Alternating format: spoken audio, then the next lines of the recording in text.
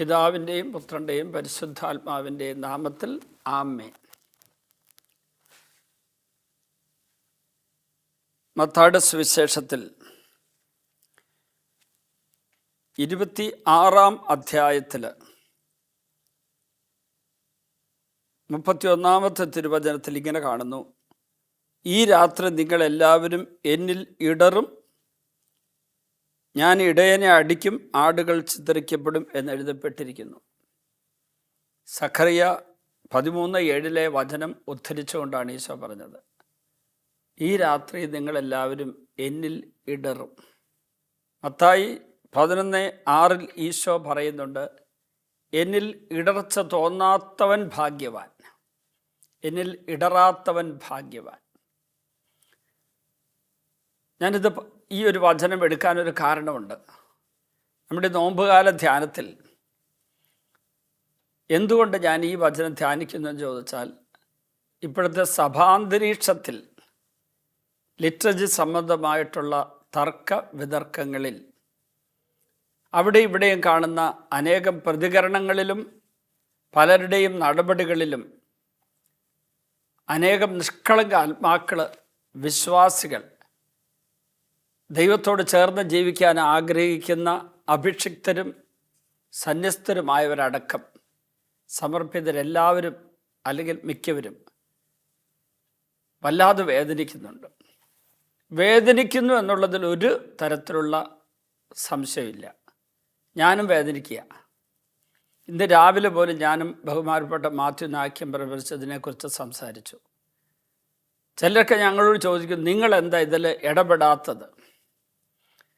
അപ്പോൾ എനിക്കതിന് പറയാനുള്ളത്, ഞങ്ങൾ ഇടപെട്ടതുകൊണ്ട് പരിഹരിക്കാവുന്നൊരു പ്രശ്നമല്ല ഞങ്ങൾ കാണുന്നത്. എന്നാൽ ഞങ്ങൾക്ക് ഇടപെടാവുന്ന ഒരു മേഖലയുണ്ട്. അത് കർത്താവിൻ്റെ സന്നിധിയിലേക്ക് ഈ മേഖല ഉയർത്തി പ്രാർത്ഥിച്ചുകൊണ്ടിരിക്കുക എന്നുള്ളതാണ്. അല്ലാതെ ഇക്കാര്യത്തിൽ പരസ്യമായിട്ടുള്ള പ്രസ്താവനകളുമായി ഇറങ്ങി ഏതെങ്കിലും തരത്തിലുള്ള ഇടർച്ച ആർക്കും കൊടുക്കുന്ന ഒരു ഗണമായി മാറാൻ ഞാൻ ആഗ്രഹിക്കുന്നില്ല, എൻ്റെ കൂടെയുള്ള പലരും ആഗ്രഹിക്കുന്നില്ല. അതുകൊണ്ട് പലരും നിശബ്ദത പാലിക്കുന്നു. ഇവിടെ ഞാൻ ചൂണ്ടിക്കാണിക്കാൻ ഉദ്ദേശിക്കുന്ന കാര്യം, സഭാതലത്തിൽ മാർപ്പാപ്പ തുടങ്ങി ഇങ്ങോട്ടുള്ള സഭാ നേതൃത്വത്തിൻ്റെ തലത്തിൽ മെത്രാന്മാർ, അതുപോലെ വൈദികർ, പിന്നെ സന്യസ്തർ, അങ്ങനെയുള്ളവരുടെ തലത്തിൽ എന്തെങ്കിലും കുറവുകളും കുറ്റങ്ങളും വീഴ്ചകളും പരാജയങ്ങളും സംഭവിച്ചാൽ ഉടനെ തന്നെ സഭയെ ഉപേക്ഷിക്കുന്ന, സഭയുടെ ശുശ്രൂഷകളെ വേണ്ടെന്ന് വെക്കുന്ന, പ്രത്യേകിച്ച് പരിശുദ്ധ കുർബാനയും കുമ്പസാരവും ഉപേക്ഷിക്കുന്ന, പിന്നെ ധ്യാനവും പ്രാർത്ഥനയും ഉപേക്ഷിക്കുന്ന ഒരു സ്വഭാവത്തിലേക്ക് പലരും കടന്നു വരുന്നുണ്ട്. ഞാൻ പെട്ടെന്ന് ഓർത്തൊരു കാര്യം, അടുത്ത കാലത്ത് ഞാൻ ഒരാളെ വിദേശ രാജ്യത്ത് വെച്ച് കണ്ടത് വത്തിക്കാനിൽ വെച്ചാണ്. എന്നെ കണ്ട ഉടനെ ആൾ ഞെട്ടി എൻ്റെ അടുക്കലേക്ക് വന്നിട്ട് പറഞ്ഞു, എന്താ അച്ഛനിവിടെ? ഞാൻ പറഞ്ഞു, ഞാനിവിടെ ധ്യാനിപ്പിക്കാൻ വന്നതാണ് വത്തിക്കാനിൽ. സെൻറ്റ് അനസ്താസ്യ കത്തീഡ്രൽ പള്ളിയിൽ ഞാൻ ധ്യാനിപ്പിച്ചുകൊണ്ടിരിക്കുകയാണ് മലയാളികളെ. അച്ഛനിവിടെ ധ്യാനിപ്പിക്കുന്നുണ്ടായിരുന്നോ? അച്ഛൻ ഞാൻ അറിഞ്ഞില്ല. ഞാൻ ചോദിച്ചു, എവിടെയാണ് താമസിക്കുന്നത്? അപ്പോൾ പറഞ്ഞു വന്നപ്പോൾ ആ ഇടവക അതിർത്തി തന്നെയുള്ള ആളാണ്. ഇപ്പം ഞാനീ പറയുന്ന അദ്ദേഹം കേൾക്കുന്നുണ്ടായിരിക്കാം. അയാളെ കുറ്റപ്പെടുത്താനല്ല പറഞ്ഞത്. അപ്പം ഞാൻ ചോദിച്ചു, അപ്പം ഞാനിവിടെ ധ്യാനിക്കാൻ വരുന്നവരും അറിഞ്ഞില്ലേ? കാരണം എൻ്റെ ധ്യാനങ്ങൾ പലതവണ കൂടിയിട്ടുള്ള എൻ്റെ ഒരു നല്ല സുഹൃത്താണ് അദ്ദേഹം. എന്നെ ഒത്തിരി ഇഷ്ടമാണ് അദ്ദേഹത്തിന്. എൻ്റെ എല്ലാ പ്രസംഗങ്ങളും പണ്ട് കേൾക്കുമായിരുന്ന ആളായിരുന്നു. അപ്പോൾ അദ്ദേഹം സോറി പറഞ്ഞിട്ട് എന്നോട് പറഞ്ഞു, ഞാനിപ്പോൾ അങ്ങനെ പള്ളിയിൽ പോകാറില്ല, ഞാനിപ്പോൾ ധ്യാനം കൂടാറില്ല, കുമ്പസാരം കുർബാന സ്വീകരണമൊക്കെ ഞാൻ നിർത്തി. ഞാൻ വളരെ വേദനയോടുകൂടെ കുറച്ചു നേരം ഇങ്ങനെ മിണ്ടാതെ നിന്നു. കത്തിജ്വലിച്ച് നിന്നിരുന്നൊരു വിളക്കായിരുന്നു. എങ്ങനെ ഇപ്പോൾ കരിന്തിരി കെട്ടി നിൽക്കുന്നു?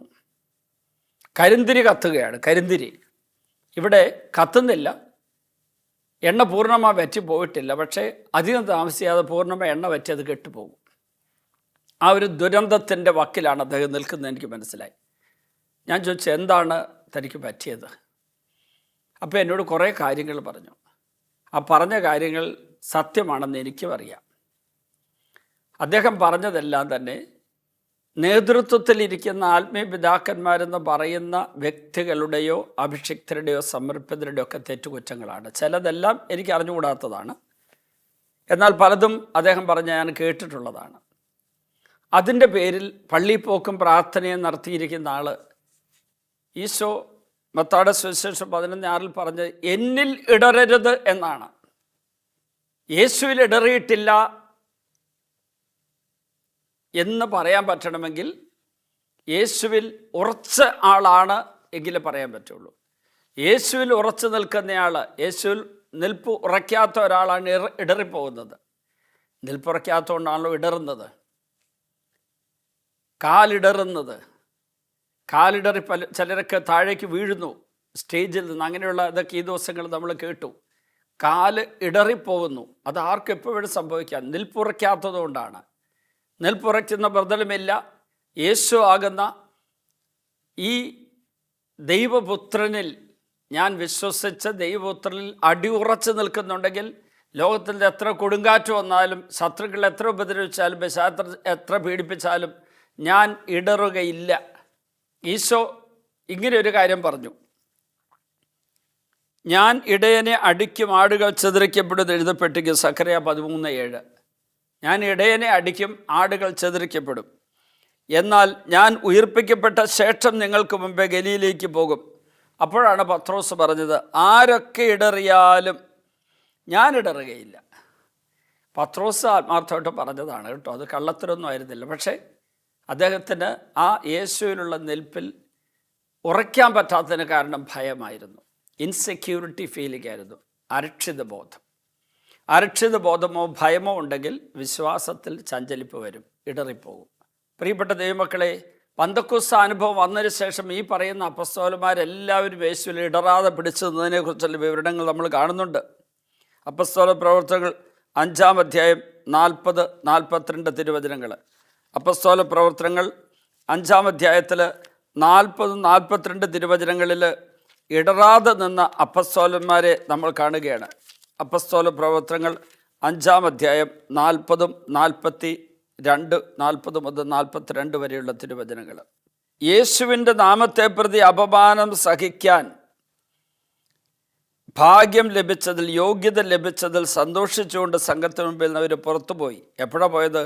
അപ്പസ്തോലന്മാരെ അധികാരികൾ പിടിച്ച് അകത്ത് വിളിച്ച് പ്രഹരിച്ചതിന് ശേഷം യേശുവിൻ്റെ നാമത്തിൽ സംസാരിച്ചു പോകരുത്, മിണ്ടിപ്പോകരുത് കൽപ്പിച്ചു. അവരെ വിട്ടയച്ചു. പീഡനം കിട്ടി, എന്നിട്ട് ഇനി മേലാൽ യേശുവിനെ കുറിച്ച് പറയരുതെന്ന് പറഞ്ഞു. പക്ഷെ അവരാകട്ടെ യേശുവിനെ പ്രതി അപമാനം സഹിക്കുന്നത് ഭാഗ്യമായിട്ട് കരുതിയിട്ട്, അനുഗ്രഹമായി കരുതിക്കൊണ്ട് അവർ സന്തോഷത്തോടു കൂടി ആ സംഘത്തിൽ നിന്ന് പുറത്തുപോയി. എല്ലാ ദിവസവും ദേവാലയത്തിൽ വെച്ച് ഭവനം തോറും ചെന്നും യേശുവാണ് ക്രിസ്തു എന്ന് പഠിപ്പിക്കുന്നതിൽ പ്രസംഗിക്കുന്ന അവർ വിരമിച്ചില്ല, ഇടറുന്നില്ല. പരിശുദ്ധാത്മാവ് വന്നാലും നമുക്ക് ഇടറാതിരിക്കാൻ പറ്റുള്ളൂ. പരിശുദ്ധാത്മാവിൻ്റെ അഭിഷേകത്തിൻ്റെ കുറവ് കൊണ്ടാണ് ഇടർച്ച സംഭവിക്കുക. പത്രോസ് പിന്നീട് യേശുവിനെ തള്ളി പറഞ്ഞ അതുകൊണ്ടാണ്. എന്നാൽ പന്തക്കുസ്ത അനുഭവം വന്നതിന് ശേഷം പത്രോസ് യേശുവിൽ ഉറച്ചു നിന്നു. 2000 വർഷം പഴക്കമുള്ള സഭയിൽ അനേകം പ്രതിസന്ധികളിലൂടെ പ്രശ്നങ്ങളുടെ സഭ കടന്നുപോയി. നമ്മൾ ഇന്ന് അഭിമുഖീകരിക്കുന്ന പ്രശ്നങ്ങളുടെ 100 ഇരട്ടി പ്രശ്നങ്ങൾ സഭ അഭിമുഖീകരിച്ച ഒരു കാലഘട്ടം, ഇരുണ്ട യുഗമുണ്ടായിരുന്ന സഭയിൽ എല്ലാ തലത്തിലും എല്ലാ മേഖലയിലും ഉള്ളവർക്ക് കാലിടറിയിട്ട് വഴി പിഴച്ചിട്ട് പോലും സഭ ബാക്കിയായി. കാരണം എന്താ? ഇടയൻ്റെ ബലം, ശിരസിൻ്റെ ബലം. യേശുവാകുന്ന ശിരസ്, നമ്മളെല്ലാം ശിരസിലെ ശരീരത്തിലെ അവയവങ്ങൾ. അങ്ങനെയുള്ളൊരവസ്ഥയിൽ ആ ശിരസിൻ്റെ ബലവും ഇടയൻ്റെ ബലവും കാരണം സഭ ഇതുവരെ പൂർണ്ണമായി നശിച്ചു പോയില്ല. പലതരത്തിൽ ക്ഷീണിച്ചു, അപകടത്തിൽപ്പെട്ടിട്ടും. എന്നിട്ടും സഭ ബാക്കിയുണ്ട്. ഇപ്പോഴും ലോകം മുഴുവനും പ്രകാശിപ്പിക്കുന്ന വിളക്ക് കൊളുത്തി വെക്കുന്ന ഒരു സഭയുണ്ട് ഈ ലോകത്ത്. ആ സഭയിൽ അംഗങ്ങളാണ് നമ്മളെങ്കിൽ പരിശുദ്ധാത്മാവിൻ്റെ അഭിഷേകം പ്രാപിച്ചാൽ മാത്രമേ നമുക്ക് ഇടറാതിരിക്കുകയുള്ളൂ. യേശുവിൽ ഇടറാതിരിക്കാൻ ശ്രദ്ധിക്കാം.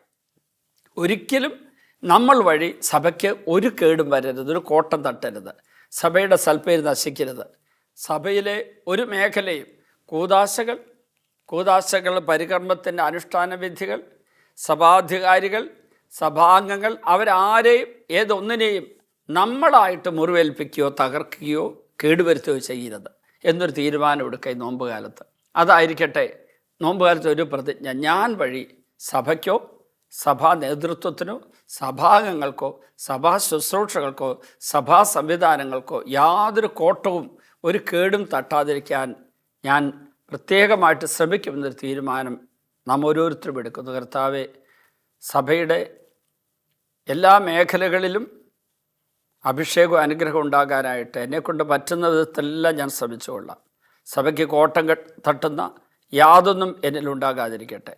അങ്ങേക്ക് വേദന ഉണ്ടാക്കുന്ന, സഭയ്ക്ക് കേടുവരുന്ന, സഭാംഗങ്ങളുടെ ഇടർച്ചയ്ക്ക് കാരണമാകുന്ന ഒരു കാര്യം എന്നിൽ നിന്ന് വരാതിരിക്കട്ടെ. അതിനുള്ള കൃപാവരത്തിനെ ഞാൻ യാചിക്കുന്നു.